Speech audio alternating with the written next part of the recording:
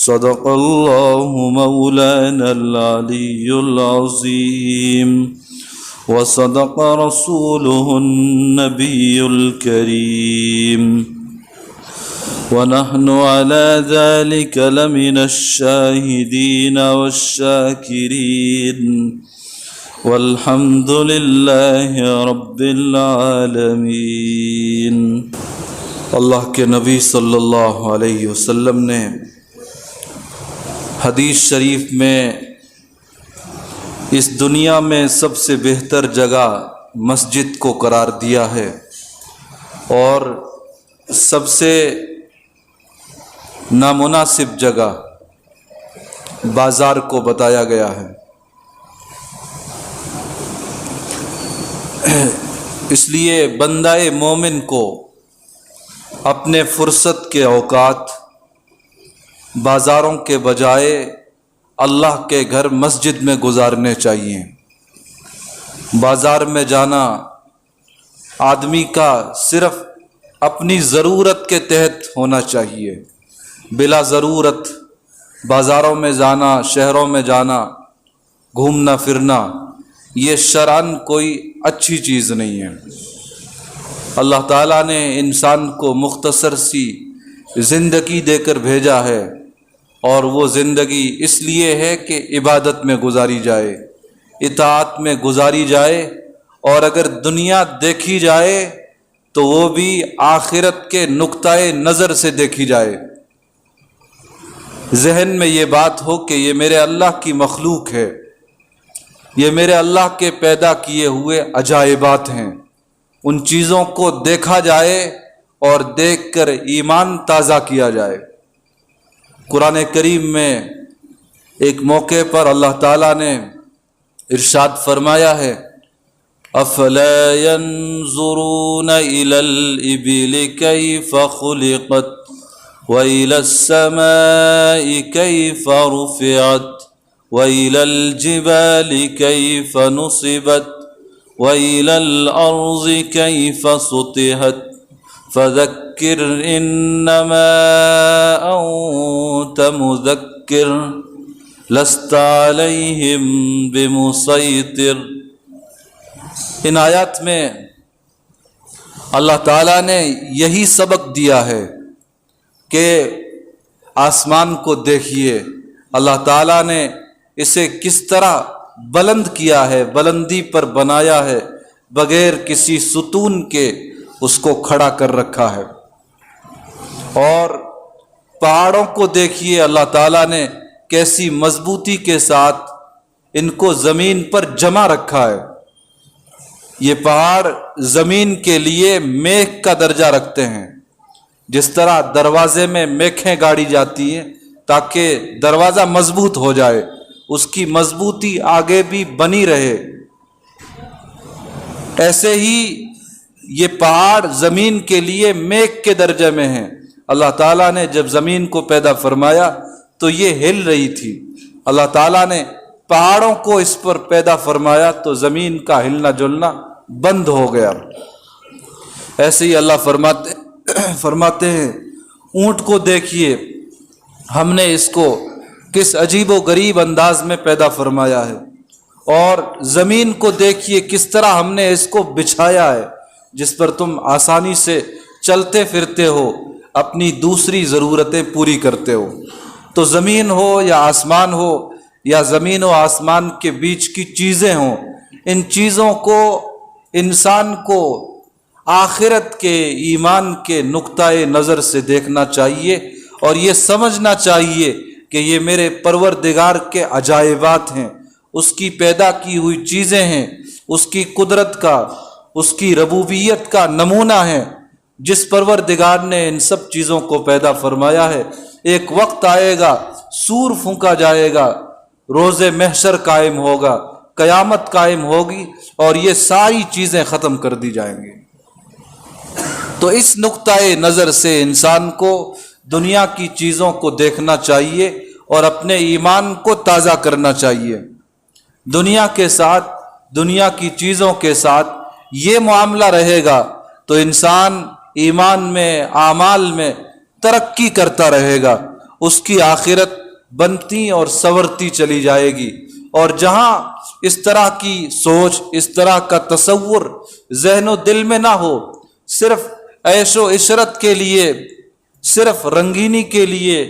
نفس کی خواہشات کو پورا کرنے کے لیے انسان پہاڑوں کے چکر لگائے، شہروں کے چکر لگائے، دنیا بھر میں گھومے پھرے، تو ظاہر ہے کہ شریعت نے جس نقطۂ نظر سے دنیا کی سیر و تفریح کو مفید بتایا ہے، فائدہ مند بتایا ہے،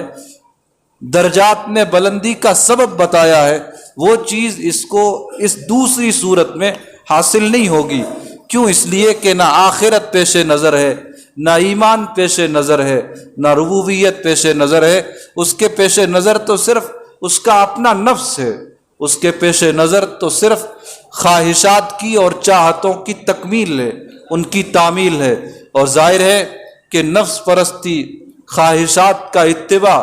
اور وہ بھی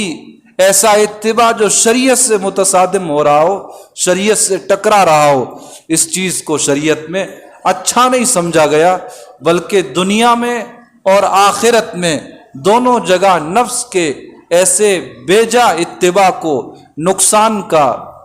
اور خسارے کا سبب بتایا گیا ہے۔ اللہ تعالی ہم سب کو اپنی قرآنی تعلیم کے مطابق اور نبی اکرم صلی اللہ علیہ وسلم کے فرمان کے مطابق زندگی کا سفر طے کرنے کی توفیق عطا فرمائے۔ اللہ کے نبی صلی اللہ علیہ وسلم نے ایک حدیث میں ارشاد فرمایا کہ زندگی ایسے گزارو، دنیا میں اس طرح رہو جیسے ایک مسافر گزارتا ہے۔ مسافر جب سفر میں ہوتا ہے تو بیچ میں جہاں تھکاوٹ محسوس ہوتی ہے تو وہ کسی پہاڑ کے سائے میں آرام کر لیتا ہے، اور جب آنکھ کھلتی ہے تو یہ آگے اپنے سفر پر روانہ ہو جاتا ہے۔ اس کی نظر، اس کی نگاہ منزل مقصود پر رہتی ہے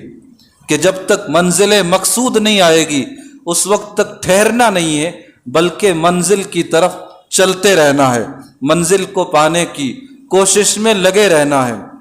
جب تک منزل نہ آئے اس سے پہلے کسی اور کام میں مشغول نہیں ہونا ہے، خاص طور سے ایسا کام جو منزل تک نہ پہنچنے دے، منزل تک پہنچنے میں روڑا اور رکاوٹ بن جائے، ایسے کاموں سے مسافر اپنے آپ کو دور رکھتا ہے۔ اللہ کے نبی صلی اللہ علیہ وسلم فرماتے ہیں ایک مومن کو دنیا کی زندگی اسی طرح گزارنی چاہیے کہ اس کی اصل منزل تو آخرت ہے۔ یہ دنیا میں مسافر ہے تو اس کو تو آخرت کو ذہن میں رکھ کر، رب سے ملاقات کو، جنت کو ذہن میں رکھ کر اعمال میں دن رات لگے رہنا چاہیے، منزل کی طرف رواں دواں رہنا چاہیے۔ اس کو دنیا کے لہو و لعب میں مشغول ہو کر آخرت کو فراموش نہیں کرنا چاہیے۔ اگر کوئی دنیا کی رنگ رلیوں میں مست ہو کر، مبتلا ہو کر آخرت کو فراموش کر دیتا ہے، اللہ کے احکامات کو فراموش کر دیتا ہے، نبی کی تعلیمات کو فراموش کر دیتا ہے، تو اس کا مطلب یہ ہے کہ منزل پر سے اس کی نظر ہٹ چکی ہے۔ آخرت کی طرف جو اس کا سفر ہونا چاہیے وہ سفر برقرار نہیں رہا۔ اس کی توانائیاں، اس کی کوششیں، اس کی صحت، اس کی دماغی صلاحیتیں، یہ سب کچھ ایسی چیزوں میں لگ رہا ہے جن کا نہ دنیا میں فائدہ ہے اور نہ آخرت میں فائدہ ہے۔ اللہ تعالی ہمیں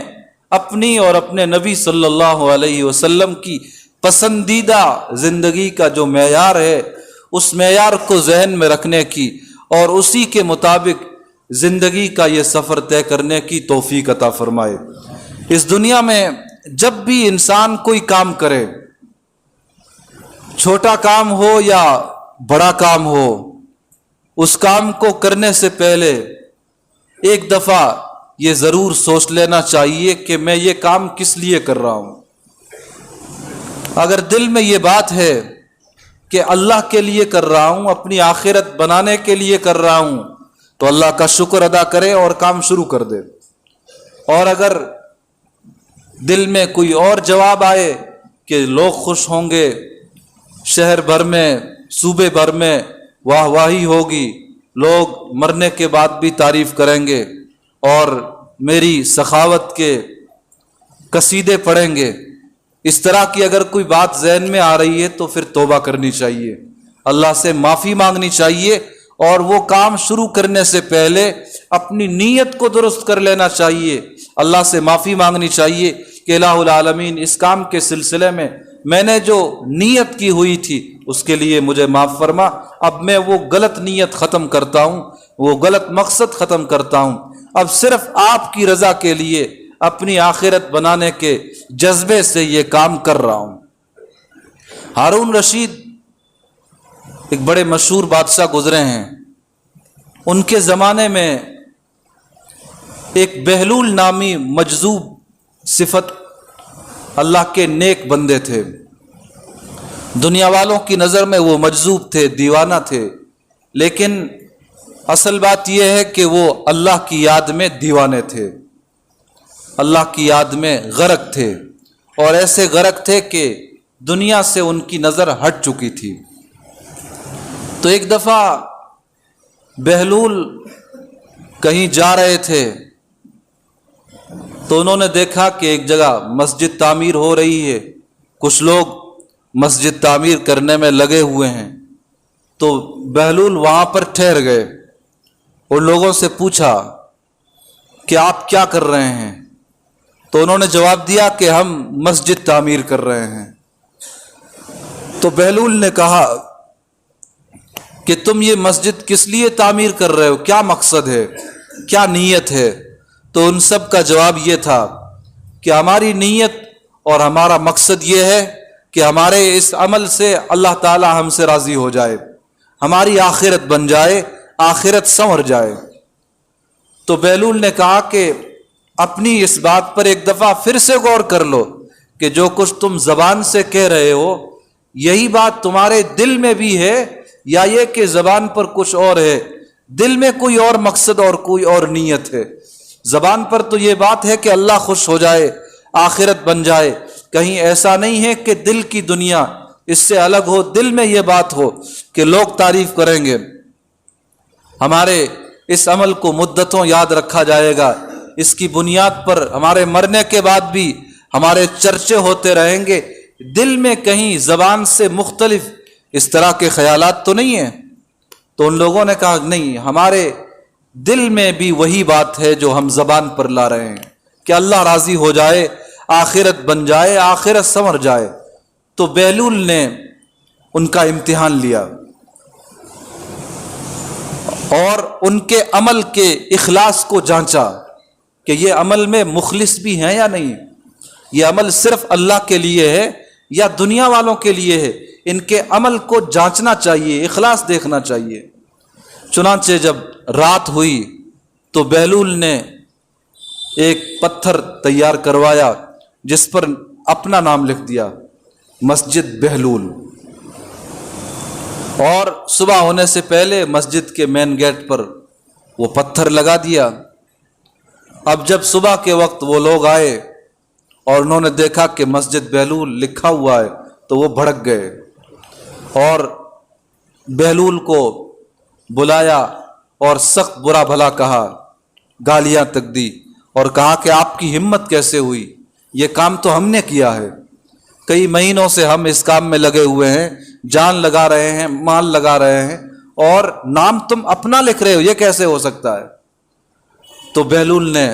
وہ پتھر وہاں سے ہٹایا اور کہا کہ یہ تو ویسے ہی عارضی طور پر لگایا گیا تھا، کوئی پختہ طور پر میں نے وہاں لگایا بھی نہیں تھا، یہ تو ویسے ہی وہاں پر الگ سے رکھا ہوا تھا، اصل تعمیر سے اس کا کوئی تعلق نہیں تھا، اور یہ رکھا تھا تمہارے امتحان کے لیے، تمہیں آزمانے کے لیے، کہ کل دن میں تم جو مجھ سے بات کہہ رہے تھے کہ ہم صرف اللہ کے لیے یہ مسجد بنا رہے ہیں اور کوئی مقصد نہیں ہے اور کوئی نیت نہیں ہے، تم اپنی اس بات میں سچے بھی ہو یا سچے نہیں ہو، تو تمہارا امتحان لینے کے لیے، تمہارا اخلاص عمل دیکھنے کے لیے میں نے یہ کام کیا تھا۔ جب بہلول نے یہ بات کہی تو ان کی آنکھیں کھل گئی اور بڑی شرمندگی ہوئی، اور پھر انہوں نے صدق کے دل سے توبہ کی۔ بہلول سے بھی معافی مانگی اور اللہ تعالیٰ سے بھی معافی مانگی کہ ہم نے اس عمل میں، مسجد کی تعمیر میں، ایک غلط مقصد کو، غلط نیت کو جو شامل کیا اور آپ کے نیک بندے کو برا بھلا کہا، اس کے لیے ہمیں معاف فرما۔ تو شاہ بہلول جو ہے ایک مجذوب صفت آدمی تھے، لیکن سچائی یہی ہے کہ وہ اللہ کی یاد میں دیوانے تھے، اور وہ اس طرح لوگوں کے عمل کے اخلاص کو بھی جانچتے رہتے تھے۔ ہارون رشید وقت کا بادشاہ ہوتے ہوئے بھی کئی دفعہ انہیں بلاتا تھا بہلول کو، اور کہتا تھا کہ مجھے نصیحت کرو، اور بہلول باقاعدہ نصیحت کرتا تھا۔ بادشاہ ان نصیحتوں کو سنتا تھا اور ان پر عمل کرتا تھا۔ ایک دفعہ ہارون رشید نے بلایا اور کہا کہ بہلول کوئی نصیحت کیجیے، تو بہلول کہنے لگے کہ بادشاہ سلامت، سفر لمبا ہے اور توشہ کم ہے، اور وہ سفر بہت عنقریب آنے والا ہے کہ جہاں بہت کم لوگ آپ کے ساتھ جائیں گے، اور قبر کی دنیا میں جانے کے بعد تو مال اور یہ لوگ سب واپس ہو جائیں گے، وہاں تو صرف آپ ہوں گے اور آپ کا عمل ہوگا۔ تو ہارون رشید کو اس بات کا بڑا احساس ہوا، اور اس نے بادشاہی میں فقیرانہ زندگی گزاری۔ اللہ کی عبادت اور اطاعت کی ہارون رشید نے بادشاہت کے ساتھ مثال قائم کی۔ تو آدمی کو مسجد کی تعمیر ہو یا اس کے علاوہ کوئی بھی نیک کام ہو، اس سے پہلے اپنی نیت کو جانچ لینا چاہیے اور سوچنا چاہیے کہ کس لیے کر رہا ہوں۔ اللہ کے لیے اگر کرنے کا جذبہ اور نیت ہو تو اللہ کا شکر ادا کرنا چاہیے، کام شروع کر دینا چاہیے، اور کام کے درمیان میں بھی اپنی نیت کو جانچنا چاہیے، اور کام جب مکمل ہو جائے تو پھر اپنی نیت کو جانچنا چاہیے کہ اب یہ کام جو میں نے کیا ہے اور مکمل ہو گیا ہے، تو اب میں کیا چاہتا ہوں، اس کام سے میرا کیا مقصد ہے۔ تو ان تینوں موقعوں پر، شروع میں بھی، درمیان میں بھی اور آخر میں بھی، ہر عمل میں آدمی کو اپنی نیت کو جانچنا چاہیے، اور بار بار یہ نیت کرنی چاہیے، بار بار یہ تصور اپنے ذہن میں لانا چاہیے کہ یہ کام میں صرف اللہ کے لیے کر رہا ہوں، صرف آخرت کے لیے کر رہا ہوں۔ اس طرح جب انسان زندگی گزارے گا، ہر نیک کام اپنے خالق اور مالک کی رضا کے لیے، خوشنودی کے لیے کرے گا، تو اس کی دنیا بھی بن جائے گی اور اس کی آخرت بھی بن جائے گی، اور جب اللہ تعالیٰ اسے قبولیت عطا فرما دیں گے تو دنیا میں تو اس کا نام اور اس کا کام اس کی برکت سے ویسے ہی چلتا رہے گا، ویسے ہی عام ہو جائے گا۔ بادشاہوں میں ایک بادشاہ گزرے ہیں شاہ جہاں،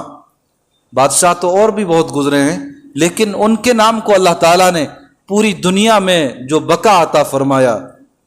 ان کا نام اور کام آج بھی کسی نہ کسی شکل میں دنیا بھر میں جو لیا جاتا ہے، تو اس کی ایک وجہ یہی ہے کہ وہ تعمیر مسجد کا کام، مسجد کی تعمیر کا کام بڑے اخلاص اور للہیت کے ساتھ کرتے تھے۔ دہلی کی جامع مسجد ان کے اخلاص کا ایک بہت بڑا نمونہ اور مظہر ہے۔ اللہ تعالی ہمیں بھی مساجد کی تعمیر ہو یا نمازیں پڑھنا ہو، روزے رکھنا ہو یا صدقہ خیرات میں حصہ لینا ہو، ہر کام صرف اپنی رضا کے لیے کرنے کی توفیق عطا فرمائے، اور ریاکاری سے، نام و نمود سے، شہرت کے جذبات سے اللہ تعالی مدت العمر ہمیں بچے رہنے کی توفیق عطا فرمائے۔